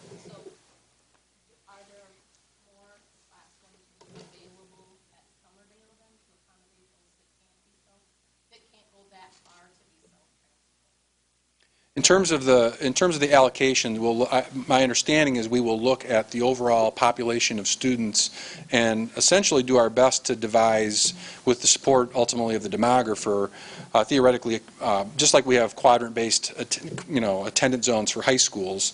It would kind of be quadrant at the preschool level. It would expand to a lot more elementary, a few middle schools, and then back to 4 high schools. I think it would be a similar concept that we would do the best we could to kind of do it in a quadrant-based way, where depending on where you live, there'd be some certainty in terms of where your attendance zone would be, and that would be based on building capacity. So if Summerdale got more, then that would be contingent upon that. You're asking the question because we have a certain number of seats available, but we have less number of transportation seats available on buses to move our preschool children around. And this plan does not present any additional dollars for seats. That's not part of the plan. Our early childhood would stand as is, and remember, this would be 3-4 years down the road. You probably have a whole new board in place, but it will be up to administration to determine whether or not they come to the board to ask for additional allocations, unfunded, because it's preschool and because the state and federal were not getting, the money for that. But that is not part of this plan. And so if you're asking if we're going to increase the allocation of seats available for transporting preschool students, no, that is not part of this plan.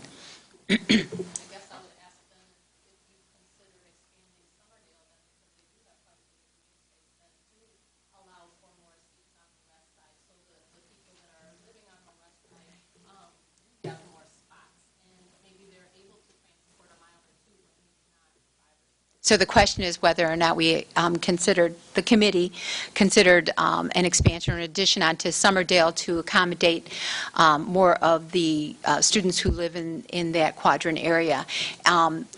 We had density maps that we looked at as a committee to see where the high populations of the preschool students were, and that was part of the decision process in terms of deciding where we would like to see or where we recommended the additional centers. The students weren't around Dennis. And, we had already closed Dennis. We reopened Dennis just to accommodate. The problem was is the students weren't also scattered around, as we said, at Carlson and some of the other Marsh and places that we were plugging holes in buildings. The students are congregated, and we can, are those maps online? I'm not sure, or in the book, but we looked at density maps to see where large numbers of students were so that we would accommodate the most number of students closest to where they live. And the switch made from Lathrop to Byer was in large part because Lathrop was such a good elementary building. We have a large number of students in the area of Byer who do attend preschool. Hopefully, we'll have more students that can actually be within a proximity there, so we save some of our busing seats. But no, we did not recommend any addition to Summerdale, and the reason for that is we didn't change the number of preschool students. No, I mean, it was not brought to us to change the number of preschool students being accommodated by the 4 early childhood centers. And so asking for an addition to one of the schools would have meant we would have had excess capacity, and the board has not, at this point in time, recommending that we enlarge the number of students in that program. So we are accommodating what we have. That doesn't mean, as you said, that there can't be growth. Okay, we just have just a couple of minutes left. Is there anybody, one more question? Someone we haven't heard from? Anybody? Going once? Going twice? You really want to say something? You sure? Okay. All right. We'll be around for a few minutes afterwards. Okay. If you want to add, you come on up. Last question, yes.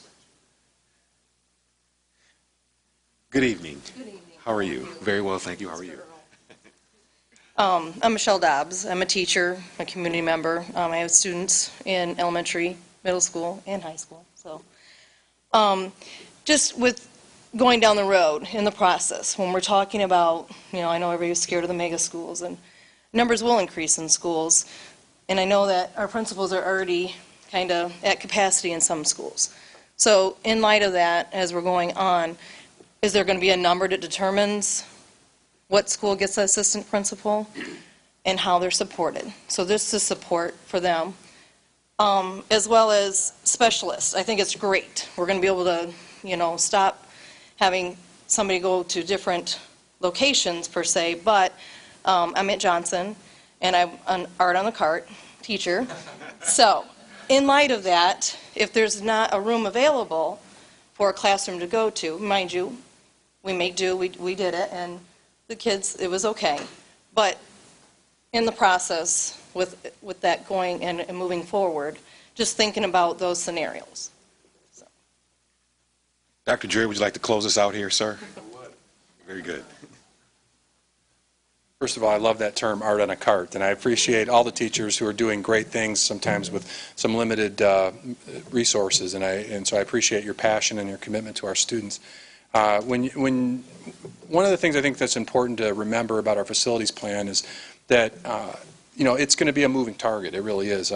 If I had a crystal ball, I think Mr. Lewis alluded to this at the board meeting. If I could predict demographic growth building to building that accurately, I should probably be working on Wall Street or something like that. But there'd be some good ways to deal with that. So we understand that this is going to be a moving target. That neighborhoods will change and population will grow in some areas and shrink in other areas, and so we'll do the best we can with this snapshot in time to create the best and most flexible learning environments and footprint that meets our needs. And then we're going to continue to look at this and invest it. One thing that I think is really powerful as a mental model is instead of this being just a one-time reaction to solving all of our problems at once and kind of hoping that solves it, we really plan and are committed to looking at this as an ongoing. This is a 10-year facility plan that I believe will be supported by another 10-year facility plan. And I would imagine that 5, 6, 7 years into this, things are going to look a little bit different. And so we have to commit as a community, and I think our teachers and our students and our families deserve it, to have continued ongoing and transparent conversations about, hey, how can we continue to make this good footprint even better, and how can we make schools even more supportive of the learning environment. Another thing that I think is exciting, to get to one of the really specific issues you asked, is is there a cutoff for assistant principals? One slide up there talked about there's essentially, with larger schools across the board, going to be one additional FTE that becomes available, because essentially you won't need 35 of every position. There will be a bunch of positions you only need 29 of that we give to every school. And so what we'll be able to do is give more freedom to individual buildings to say, hey, what do you want that extra position to be in your school? Maybe it'll be an assistant principal. Maybe it'll be another social worker. Maybe it'll be another person to help with early literacy. Okay? And maybe it'll be a greater investment in fine arts or co-curricular activities in that building. Maybe it'll be someone to help with community partnerships. We want to strike the balance between making sure we have a minimum level of extra support to students, but also have the creativity and flexibility at the building level through the school improvement planning process to have some freedom to say, hey, we've got that extra FTE that we freed up here. What should that look like at our school? And I'm not sure that should look the same in every single school. I think the real brilliance in that will be when parents, students, and staff come together and decide whether you need another assistant principal or not. I do think with larger schools, that will give us that flexibility in a way that we don't have now. Because when you have two-strand buildings that have 200, 250 students, the bottom line is you're looking at part-time staff primarily in terms of your support staff. This will give us full-time staff, and it will also give us the ability to have some additional positions that we reinvest in. So excellent question, and something I'm passionate about discussing as we move forward. So I would just say, on behalf of the Facilities Task Force, we would not have been able to do this without your input and your feedback. So we thank you very, very much for being here. Thank you for allowing us to have this meeting and going through this